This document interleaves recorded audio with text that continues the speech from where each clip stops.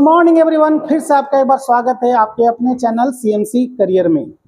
Channel को subscribe नहीं किया जल्दी से सब्सक्राइब कर लेंगे। आज हम लोग आते हैं ब्रीथ, आर.एस. अग्रवाल का ब्रीथ का एक चैप्टर है जो ज्योमेट्री का है, जो 1 से लेकर 10 तक हम लोग आज चलते हैं, जिसमें समझेंगे जीवा और जीवा की लंबाई क्या होती है, त्रिज्या की लंबाई कैसे निकालते हैं और वो जीवा कितनी दूरी पर होती है। इस सब का क्वेश्चन हम लोग आज डील करेंगे।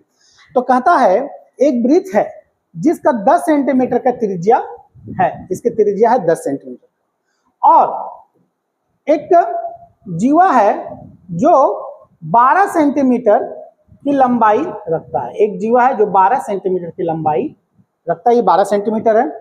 कहता है ये केंद्र से कितने दूर पर है, ये हमको बताना है, क्योंकि हमको पता है इसको क्या बोलते हैं, ये त्रिज्या, केंद्र से सटता है उसको त्रिज्या। इस त्रिज्या की जो लंबाई है वो 10 सेंटीमीटर की लंबाई है। जीवा की लंबाई है 12, तो देखेंगे इसकी लंबाई 6, तो इसकी भी 6 हो जाएगा। इसका नाम कर देते हैं ए, ओ और बी कर देते हैं, ए बी सी कर देते हैं। तो ए सी की लंबाई टोटल यहां से लेकर यहां तक दिया हुआ है 12, तो ए बी की लंबाई कितना हो जाएगा 6, और क्योंकि इसकी त्रिज्या दिया हुआ है 10, तो हमको केंद्र से ये जीवा जो कितनी दूरी पर है वो हमको बताना है। तो इसकी जो डिस्टेंस है उसका मान लेते हैं क्या, वाट या एक्स, कुछ भी मान लेते हैं। तो देखिए पाइथागोरस का एक नियम लागू हो रहा है। पाइथागोरस तो आप लोग इस प्रकार समझते ही होंगे, ठीक है। इस प्रकार पाइथागोरस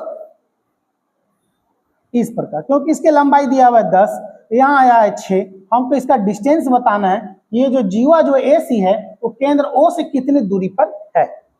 तो 10 का स्क्वायर करते हैं माइनस 6 का स्क्वायर, अंडर रूट बाहर आ जाएंगे, मेरा आंसर आ जाएगा 10 का स्क्वायर 100, 6 का स्क्वायर 36 आ जाएगा, घटाएंगे 64, और 64 जब रूट के बाहर आ जाएगा तो 8, यानी केंद्र से ये 8 सेंटीमीटर की दूरी पर है। तो इसका आंसर क्या हो जाएगा, डी नंबर 8 सेंटीमीटर।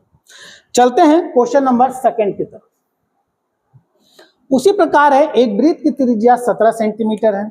इस वृत्त के केंद्र से एक जीवा की लंबवत दूरी 8 सेंटीमीटर की दूरी पर एक जीव बिल्कुल उसी प्रकार है, वह थोड़ा सा एक माइनर डिफरेंट है।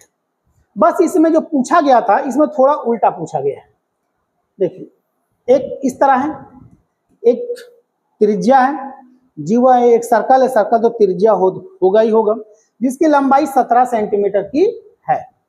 कहता है एक जीवा है, मान लिया जाए यहां से लेकर यहां तक एक जीवा की लंबाई कर दी।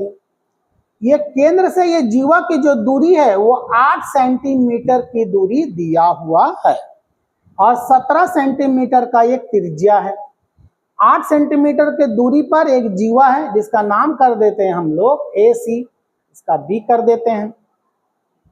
तो कहता है ए सी की लंबाई क्या है, जीवा की लंबाई क्या है। यहां भी देखेंगे एक पाइथागोरस का प्रयोग हो रहा है, इस टाइप का एक पाइथागोरस का प्रयोग तो हो ही रहा है, इस टाइप का हमको यहां से निकालना है, ठीक है।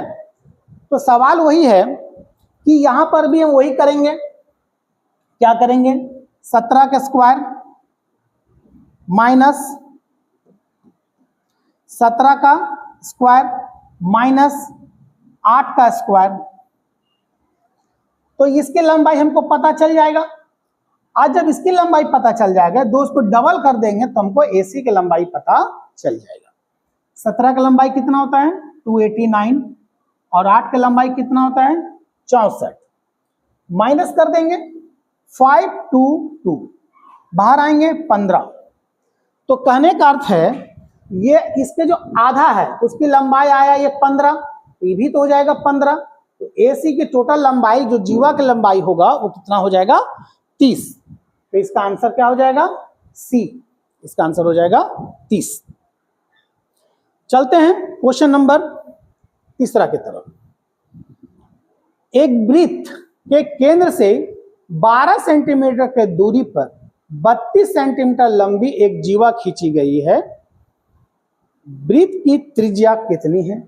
सेम टू सेम उसी प्रकार एक क्वेश्चन है, यहां पर है, यहां कहता है इसकी त्रिज्या है ये वाला, कहीं भी रख दें कोई फर्क नहीं पड़ रहा है। कह रहा है यहां पर एक जीवा खींचा गया, यहां पर एक जीवा खींचा गया, केंद्र से कितनी दूरी पर है वो बताना है। तो देखिए केंद्र से 12 सेंटीमीटर की दूरी पर है, ये 12 सेंटीमीटर है। 12 सेंटीमीटर की दूरी पर 32 सेंटीमीटर का एक जीवा खींचा गया।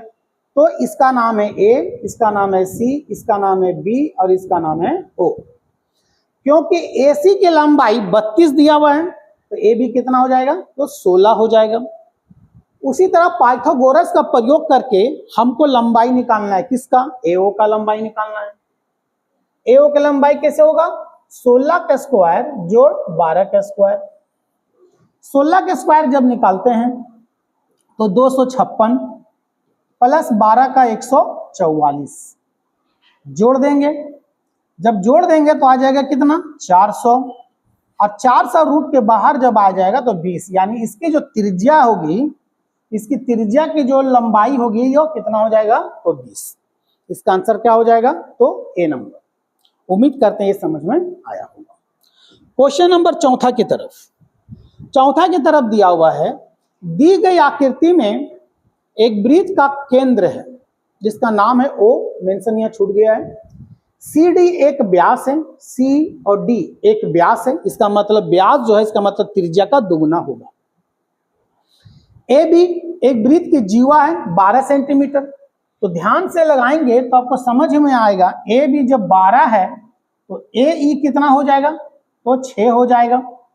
फिर कहता है सी ई की लंबाई 2 है, सी ई की लंबाई ये वाला कितना है, 2 है। तो वृत्त की त्रिज्या कितनी है वो हमको बताना है। इसकी त्रिज्या मान लेते हैं कितना, r। तो ओ ए एक त्रिज्या है तो ओ सी भी तो एक त्रिज्या होगा, क्योंकि ये केंद्र पर है, केंद्र का नाम क्या है, ओ है। तो ओ केंद्र से लेकर परिधि तक कौन है, ए है, और सी भी है। तो ओ ई की लंबाई कितना होगा, तो ओ सी बराबर आर दिया हुआ है, आर में जब ये वाला 2 आ गया, ई सी 2 आ गया तो ये कितना हो जाएगा, आर माइनस 2। ठीक है। उसी प्रकार हम पाइथागोरस का प्रयोग करेंगे। क्या करेंगे, हम पाइथागोरस का प्रयोग करेंगे।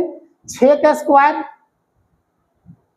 प्लस आर माइनस 2 का स्क्वायर बराबर आर का स्क्वायर, वही आर का स्क्वायर यानी पाइथागोरस का प्रयोग करेंगे। या तो हम लोग यहाँ ऑप्शन पुट करके बैठा सकते हैं, ऑप्शन पुट करके हम बैठा सकते हैं, या तो फिर इसको सॉल्यूशन कर सकते हैं। तो जैसा कि जानते हैं 6 का स्क्वायर कितना हो जाएगा, 36। ए माइनस बी का होल स्क्वायर यहां निकालेंगे, आर स्क्वायर 4 माइनस 4r बराबर आर स्क्वायर। तो आर स्क्वायर यहां पर क्या हो गया, तो कैंसल हो गया। 36 और 4 कितना हो गया, 40, और 4r और r बराबर कितना आ जाएगा, 10। इसका मतलब वृत्त की जो त्रिज्या होगी वो कितना हो जाएगी, तो 10 हो जाएगी। उम्मीद करते हैं क्वेश्चन आप लोग को समझ में आया हो। क्वेश्चन नंबर 5वां की तरफ चलते हैं। दी गई आकृति में वृत्त का केंद्र O है, ये वृत्त का केंद्र है जिसका नाम है O है। फिर कहता है ए बी वृत्त एक जीवा है, ए बी क्या है, एक जीवा है। याद रहे बी सी भी एक जीवा ही है, लेकिन सबसे बड़ा जीवा होगा वो, और इसको व्यास भी हम लोग कहते हैं। बी सी वृत्त का व्यास है, ओ डी ए बी पर लंब है, ओ डी और ए बी पर क्या, ये लंब है, ये 90 डिग्री का कोण यहां पर बन रहा है। और ओ डी बराबर 4 दिया हुआ है, ये दिया हुआ है 4, और ए सी की लंबाई यानी इसकी लंबाई पूछ रहा है। देखिए इसका जो है ए बी बी सी का जो मिड पॉइंट कौन है, ये तो ओ है और केंद्र भी है। इसका मिड पॉइंट और इस मिड पॉइंट को डी है, और वह लंबवत है यानी 90 डिग्री का एंगल क्रिएट कर रहा है। तो याद रहे तो ए सी और ओ डी वो हमेशा क्या होगा, तो पैरेलल होगा, मतलब समानांतर होगा। तो अगर इसकी लंबाई 4 है तो इसकी लंबाई जस्ट दुगुना हो जाएगा, कितना हो जाएगा, तो 8 हो जाएगा, यानी इसका आंसर हो जाएगा आपका सी। चलते हैं क्वेश्चन 6 की तरफ। उसी प्रकार है, देखिए इसका एक नियम है। दी गई आकृति में केंद्र कौन है, ओ है। बीओसी वृत्त का व्यास है, बीओसी ये सी है, वो क्या है, ये वृत्त का व्यास है। ए बी और ए सी बराबर है, ए बी और ए सी बराबर है, ए बी सी इसकी डिग्री का कोण बताना है। इसका क्या नियम है, याद रहे इसका एक नियम है, बी सी जो है एक वृत्त का क्या है, व्यास है। व्यास को आधार मानते हुए परिधि पे कहीं भी कोण बनाता है तो 90 डिग्री का एंगल क्रिएट करता है, यानी ये 90 डिग्री होगा। अगर यहां से यहां भी अगर वो बनाएगा तो 90 डिग्री ही होगा, यहां से यहां तक वो बनाएगा तो भी 90 डिग्री ही होगा। लेकिन ये मेरा आया 90 तो आ गया, ये मेरा 90 डिग्री ही होगा हमेशा, क्योंकि वृत्त का जो व्यास है परिधि पे टकराया 90 होगा। और वो कहता है कि ए बी और ए सी बराबर दो भुजाएं हैं, तो बराबर है तो दोनों कोण भी क्या होगा, तो बराबर होगा। और त्रिभुज का पता है तीनों कोणों का जो सम होता है, योगफल होता है, वो 180 है। तो जब ये 90 है तो दोनों मिला के कितना होगा, 90। तो जब दोनों एंगल जब बराबर है तो कितना हो जाएगा, 45 और ये 45। तो ए बी सी का वैल्यू कितना हो जाएगा, तो 45 डिग्री होगा, यानी इसका आंसर हो जाएगा बी। ए यहां छप गया है, उल्टा हो गया इसका। ऑप्शन के साथ से जाएंगे तो ऊपर में दिया हुआ है 45 डिग्री। क्वेश्चन नंबर 7वां की तरफ देखते, कहता है दी गई आकृति में वृत्त का केंद्र कौन है, ओ है। ए बी तथा सी डी इसकी दो बराबर जीवाएं हैं। ए बी और सी डी दो बराबर जीवाएं हैं। ए O B 70 degree, A O है,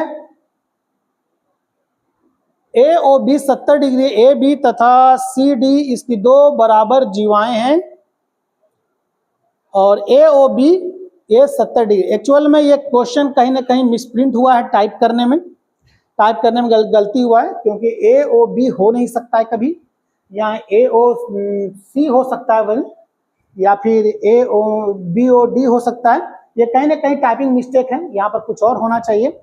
ठीक है, नेक्स्ट क्वेश्चन की तरफ चलते हैं। कहता है दी गई आकृति में वृत्त का केंद्र कौन है, तो ओ है। O A B 35 degree, O A B 35 है। तो बताना है सी तथा सी वृत्त पर कोई बिंदु लिया गया हो, सी ये सी है, वृत्त पर कहीं पर एक लिया गया हो, तो ए सी बी का मान क्या है। देखिए तो ओ ए क्या है, एक त्रिज्या है, और ओ बी क्या है, त्रिज्या है। दोनों एंगल क्या है, मतलब दोनों साइड जो है वो क्या है, इसका बराबर है। त्रिभुज ए ओ बी में दोनों साइड क्या है, बराबर है। जब ये 35 डिग्री है तो ये भी मेरा कितना हो जाएगा, तो 35 डिग्री होगा। तो 35 और 35 कितना हो गया, 70 डिग्री। तो ये मेरा कितना हो जाएगा, तो 110 डिग्री। ठीक, हमको बताना है इसके बारे में क्या है। तो इसका एक नियम है, केंद्र पर बना कोण, किसी भी सर्कल के अंदर कोई अंतःवृत्त अगर है तो केंद्र पे बना कोण परिधि पे बने कोण का जस्ट ये डबल होता है। कहने का मतलब है अगर ये 110 डिग्री है तो ये मेरा कितना होगा, तो ये 55 डिग्री हो जाएगा, यानी इसका आंसर हो जाएगा सी। अगर ये 120 होता तो ये 60 होता, अगर ये 140 होता तो ये 70 होता, यदि 100 होता तो ये 50 होता। तो केंद्र पर बना कोण परिधि पे बने कोण का हमेशा कितना होता है, डबल होता है। अब 110 कैसे आया, क्योंकि जब ये 35 है तो ये भी कितना हो जाएगा, 35। क्यों होगा, क्योंकि इसकी दोनों भुजाएं क्या है, बराबर है, दोनों भुजा बराबर, दोनों एंगल भी बराबर। उम्मीद करते हैं समझ में आ गया होगा। क्वेश्चन नंबर 9 की तरफ चलते हैं। इसी प्रकार है, दी गई आकृति में केंद्र ओ है, ए सी बी 40 है, ए सी बी ये 40 डिग्री है। तो ए ओ बी, ए ओ और बी इसका डिग्री बताना है, ये कितने डिग्री का होगा। उम्मीद करते हैं अभी आप लोग को बताए थे दी गई आकृति में केंद्र पर बना कोण परिधि पे बने कोण का जस्ट डबल होता है। अगर ये 40 है तो ये कितना हो जाएगा, तो 80 हो जाएगा। इसका आंसर क्या हो जाएगा, D for doll. Next question है 10वां नंबर का क्वेश्चन। क्वेश्चन को ध्यानपूर्वक पढ़िए, अच्छी तरह से समझ में आएगा। दी गई आकृति में केंद्र है O, BOC इस वृत्त का एक व्यास है। BOC एक वृत्त का क्या है, व्यास है। अब इसके बारे में देखिए, BCA 30 डिग्री है, BCA ये 30 डिग्री है। तो बताना है हमको CDA का वैल्यू क्या होगा। CDA मतलब आपको इसका वैल्यू बताना है, ठीक। अब देखिए एक चीज समझ में आएगा आप लोग को, BOC क्या है, एक वृत्त का व्यास है। अब व्यास को आधार मानते हुए ये जब डिग्री यहां पर बनाया गया होगा, यहां जब बनाया गया होगा कोण, तो ये कितना डिग्री का होगा, तो 90 डिग्री का होगा। बताए थे कि वृत्त का व्यास परिधि पे कहीं भी बनाएगा तो 90 डिग्री का कोण बनाएगा। तो यहां से अगर यहां भी रहेगा ना तो ये 90 डिग्री ही होगा, ठीक है। तो ये मेरा 90 डिग्री हुआ। अब देखिए ABC एक त्रिभुज बना, ABC एक त्रिभुज बना। तो जब ये 90 है और ये 30 है, तो 90 और 30 कितना हो गया, 120। तो ये मेरा कितना होगा, तो 60 डिग्री होगा। उम्मीद करते ये समझ में आया होगा। ये मेरा कितना डिग्री होगा यहाँ पर, वो 60 डिग्री होगा। और जब ये 60 है तो ये कितना हो जाएगा, ये भी 60 ही होगा। बट क्यों ये 60 क्यों होगा, क्योंकि इस डिग्री का जो यहाँ बन रहा है इसका आधार कौन है, AC। और जो यहाँ जो डिग्री बन रहा है इसका आधार कौन है, AC। दोनों का आधार सेम है। और जब दोनों का आधार जब सेम है तो परिधि पे कहीं भी बनाएगा तो दोनों का एंगल एक समान होगा। यानी अगर ये 60 है तो ये 60 होगा, अगर ये 70 होता तो यहाँ पर क्या होता, ये तो 70 ही होता। तो इसका आंसर क्या हो जाएगा, सी नंबर 60। उम्मीद करते हैं ये वृत्त का 1 से लेकर 10 तक क्वेश्चन आप लोग को समझ में आया होगा। फिर कल आप लोग के लिए एक नया वीडियो लेके आएंगे 11 से लेकर 20 तक का। तो तब तक के लिए फिर से मुलाकात होगी अगले वीडियो में। जय हिंद। यदि चैनल को सब्सक्राइब नहीं किए तो जल्दी से कर लेंगे और वीडियो शेयर करना ना भूलें। जय हिंद।